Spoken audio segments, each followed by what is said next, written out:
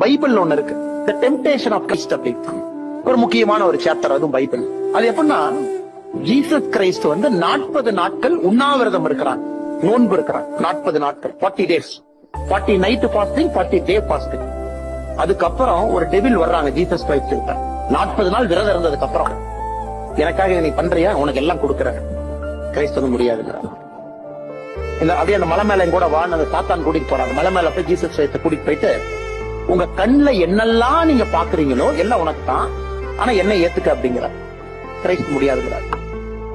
எதுக்கு? அதுலயும் ஒரு பாடத்தை இருக்கு, ஒரு ஆழ்ந்த ஒரு அணுகுமுறை இருக்குன்னா, the temptation of Christ and Bible. அதுவும் அவங்க எப்படி வச்சிருக்காங்க பாருங்க.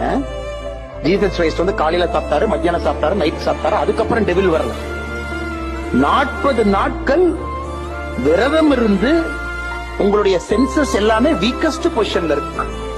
நீங்க ஒரு நாள் விரதம் இருந்தாமே அப்படியே தட்டும். 2வது நாள் இருந்தீங்கன்னா யாரா 2 பேர்த்த திட்டலான்னு இருக்கும். 3 நாள் விரதம் இருந்தா யாரும் பக்கத்துல வந்துடாத ஓடி போயிடும். தலைவர் விரதம் இருக்காரு, பக்கத்துல யாரும் வந்துடாதீங்க, மூட் அப்செட்ல இருக்காரு. Irritation, tension, temptation. நான் ஸ்வீட்டே சாப்பிட மாட்டேன், 4வது நாள் கையை அப்படி ஸ்வீட் பக்கம் போங்க, அரப்பிட்ட கொடுங்கள, லைட்டா சாப்பிட்டுனா கொஞ்சம் பிபி எல்லாம் தெரியாது. அதனாலதான் அந்த temptation of Christ 40th day வைக்கிறாங்க. அத கிரைஸ்ட் தாண்டினாலதான் மகாபுருஷன் அப்படின்னு ஜீசஸ்